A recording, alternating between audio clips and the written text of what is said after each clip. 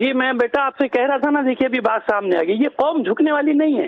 وہ کہہ رہا تھا کہ کرو گے تو اس سے زیادہ شدید کریں گے، ایران نے فوراً ہی کر کے بتا دیا کہ آؤ میدان میں۔ تو میں کہہ رہا ہوں آپ سے کہ یہ جھکنے والی نہیں ایرانی، اس قوم کی تاریخ ہے، یہ کبھی سامراج کے سامنے انہوں نے گھٹنے نہیں ٹیکے اور نہ یہ ٹیکیں گے۔ اور انقلاب کے بعد تو امام خمینی نے جو جذبہ دے دیا نا ان کو شہادت کا، میں بھی ایک بچی کا انٹرویو تہران کی سڑکوں میں وہ انٹرویو دے رہی تھی، وہ کہہ رہی تھی کہ تمہارا واسطہ پڑا ہے علی ابن ابی طالب کے بچوں کے ساتھ۔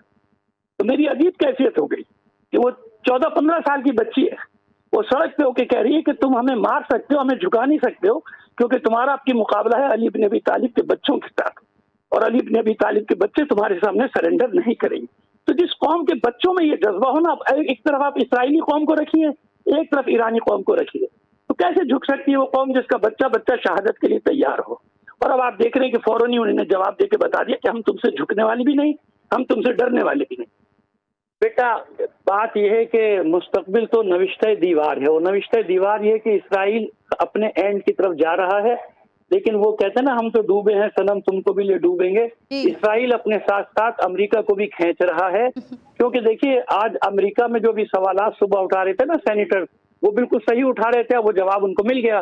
اب وہ اور تگڑے ہو گئے، وہ کہہ رہے تھے کہ ایران سے نہ ہمیں کوئی خطرہ ہے، نہ ایران سے ہماری کوئی لڑائی تھی، آپ بیچ میں کیوں کودے بغیر کانگریس کی اجازت کے کودے۔ اب یہ جو ایران نے فوراً جواب دیا ہے نا، یہ خود امریکہ کے لیے سوال ہوگا، ٹرمپ کے لیے امریکہ میں سوال ہوگا، تم نے بڑے بڑے دعوے کیے تھے، اب کیا ہوا؟ تم نے یہ کیا وہ بم تھا جس کا نام لے رہے ہیں بار بار لوگ، وہ تم نے مار کے دیکھ لیا، ماسٹر بلاسٹر یا جو بھی تھا کمبخت تھا اس کو، لیکن اب کیا؟ اب ایٹم بم رہ گیا نا، اب ایٹم بم رہ گیا نا، ایٹم بم بھی مار کے دیکھ لے گا انشاءاللہ۔ آپ دیکھیں، میں آپ سے ایک بات بار بار کہہ رہا ہوں کہ یہ نوشتہ دیوار ہے۔ ایک سپر طاقت کی ایک ایج ہوتی ہے نا، ایک عمر ہوتی ہے، اس کے بعد وہ ختم ہو جاتا ہے۔ تو یہ اپنے ایکسٹریم پر پہنچ گئے نا، اس کے آگے ان کے پاس کچھ بھی نہیں، انہوں نے سب کچھ کر کے دیکھ لیا، سب کچھ کر کے دیکھ لیا، انہوں نے اپنے بڑے سے بڑے بم مار کے دیکھ لیا۔ آج 30 ٹن انہوں نے بارود برسایا ہے وہاں پہ۔ کیا ہوا نتیجہ؟ انہوں نے 2 گھنٹے 3 گھنٹے کے بعد جواب دینا شروع کر دیا۔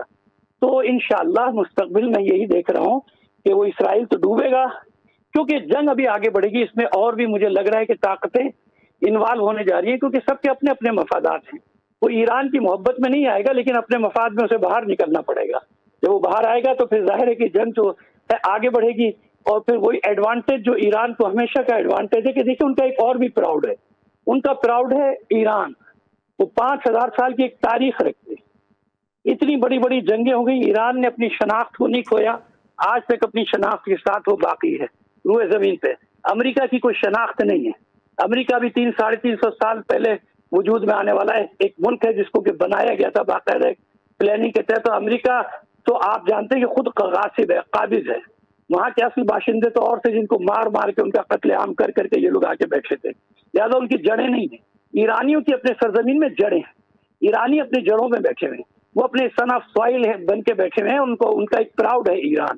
اور وہ ایران کے لیے آپ جانتے ہیں کہ وہاں جو لبرل طبقہ ہے نا، وہ بھی ایک ہو جاتا ہے، سیکولر بھی ایک ہو جاتا ہے۔ اور بھی آپ کو نالج ہوگی کہ تودا پارٹی جو کلزم پارٹی ہے، لیفٹسٹ پارٹی، کمیونسٹ پارٹی کہلاتی، اس تک نے اپنی حکومت کی حمایت کا اعلان کیا ہے اور کہا کہ ہم ساتھ کھڑے ہیں اس مسئلے میں، کیونکہ وہ ان کا ایک پراؤڈ ہے کہ ایران پر کوئی خارجی طاقت حملہ کرے گی تو ہم سب ایک ہو جائیں گے، باہر کا ملک کوئی حملہ کرے گا تو ہم سب ایک ہو جائیں گے۔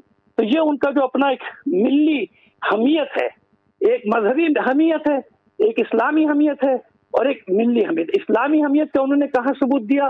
غزہ اور فلسطین کے مظلوموں کی حمایت کر کے، کہ ہم کسی بھی عالم میں اپنے اس جو مسئلہ ہے، اسلامی مسئلہ مسجد اقصیٰ کا، بیت المقدس کا، اس سے ہاتھ نہیں اٹھائیں گے۔ اور یہ بتا دوں، یہ کوئی ابھی کا سیاسی نعرہ نہیں ہے ایران کا، دیکھیں یہ بات بہت سارے لوگ سمجھ رہے ہیں کہ ایران نے فلسطین کو سیاسی ٹول بنایا، نہیں۔